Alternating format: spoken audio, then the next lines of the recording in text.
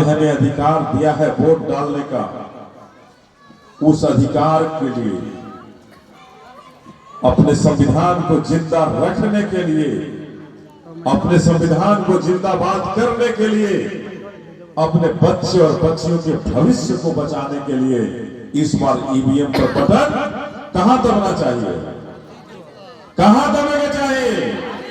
तो केवल हाथों पर दबाना चाहिए। इसके अलावे सब संविधान विरोधी हैं, इसके अलावे सब संविधान के विरोधी हैं। इसलिए अपने बहन मायावती को देश का प्रधानमंत्री बनाने के लिए इस बार केवल और केवल बटन अपने हाथी पर दबाना चाहिए। दबेनो आगे बार इस बार निश्चित कर लीजिए कि लड़ाई आर और पार की लड़ाई है। इस आर और पार की लड़ाई में हमारे बहना कहीं पीछे नहीं रह जाए।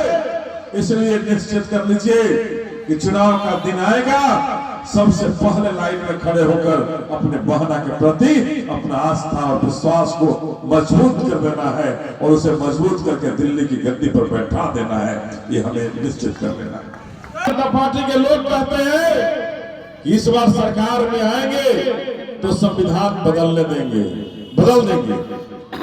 तो हमने के बदले देव जैसा संविधान है? नहीं बदलने देंगे ना। तो कैसे नहीं बदलने देंगे? वोट से हम नहीं बदलने देंगे, लाठी और गोली से हम नहीं बदलना रोक सकते। वोट की चोट से इन निकम्मी और भ्रष्ट सरकार को भगाकर जो संविधान बदलने का सोच रखती है, उस संविधान को सत्ता से पार करेंगे और अपनी बहना को संविधान के बचाने के लिए, अपनी बहना को संविधान को लागू करने के लिए देश के सर्वोच्च कुर्सी प्रधानमंत्री के पद पर हम सभी बैठा देंगे। हमें इस बात पर अरे बहन जी के देश के प्रधानमंत्री बनाने के लिए संकल्प लेंगे हम लोग ना। तो संकल्प ले हम लोग कि अगर हमें बाबा साहब ने कुर्सी पर बैठने का अधिकार दिया, बाबा साहब ने हमें स्कूल और कॉलेजों में जाने का अधिकार दिया, स्कूल और कॉलेजों में जाने का अधिकार हमें किसने दिया था? बाबा साहब ने हमें अधिकार दिया। हमारे लोगों को अगर नौकरियां मिली तो नौकरियों में जाने का अधिकार बाबा साहब ने दिया।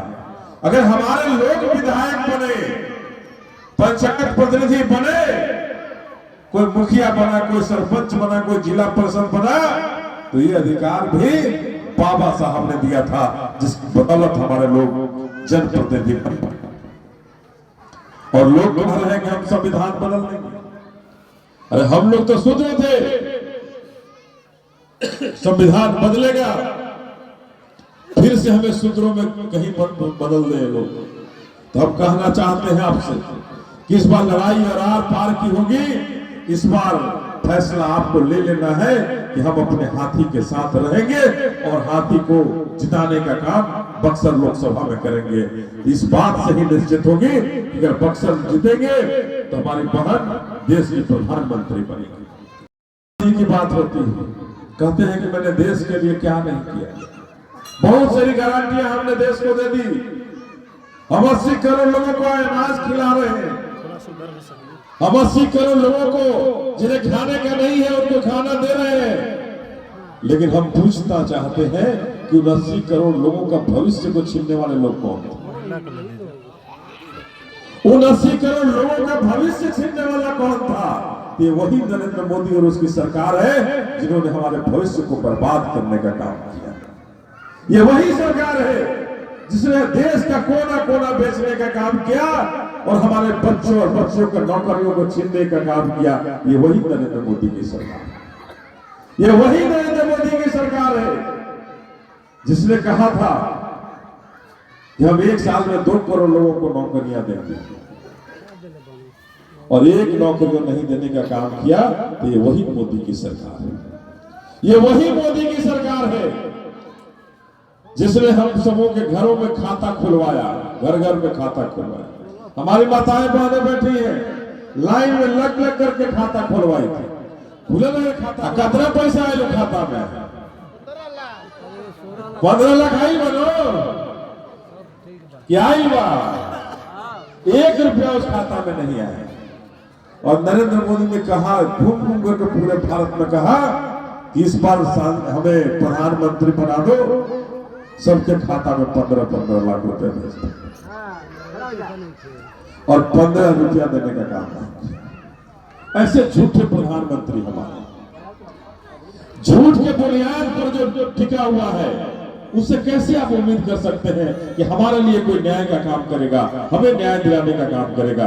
ये कभी भी हमारे हित का काम प्रधानमंत्री नहीं कर सकते। जिसकी बुनियाद ही झूठ पर टिकी हो, जिसकी बुनियाद ही फरेब पर टिकी हो, हमेशा झूठ बोलने का जो व्यक्ति काम किया हो, वो हमारे बहुजन समाज का कभी कल्याण नहीं कर सकता है, और बाबा साहब के मानने वाले लोगों का कल्याण तो कदापि नहीं कर सकता है।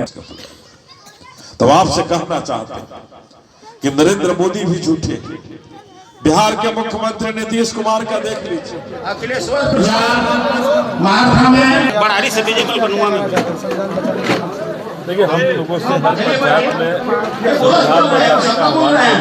सम्मानित लोग हैं, जो लोग हैं पंचायत में संकल्प ले रहे हैं, और जिस तरह से वर्तमान सरकार जो है संविधान विरोधी कार्य कर रही है, उससे लोग आहत हैं, और लोगों में बड़ा ये है कि हमारे बाबा साहब के संविधान को छत किया जा रहा है।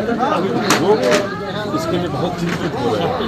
हमने यही संकल्प कराया है इस बार लोकसभा के चुनाव में, संकल्प लीजिए कि अपने संविधान को बचाने के लिए, अपने देश को बचाने के लिए, अपने भविष्य को बचाने के लिए इस बार सरकार बदल करके अपनी बहन मायावती की सरकार को बनाना है। सर, बहुजन समाज को लोगों क्या, देखिए, मैं संदेश देना चाहता हूँ कि भारत का जो संविधान है हमारे बाबा साहब ने बनाया है, इस संविधान की रक्षा के लिए इस बार चुनाव जो लोकसभा का जो हो रहा है, इस चुनाव में आर और पार की लड़ाई लड़ रही है। एक तरफ देश में सामंतवाद और मनुवादी ताकतें हैं, और अपनी ताकत बताना है कि हम बहुजन की ताकत क्या है, और अपनी बहुजन की ताकत के बल पर अपनी बहुजन समाज पार्टी की सरकार को बनाना है, और बहन मायावती को देश का प्रधानमंत्री बनाना है।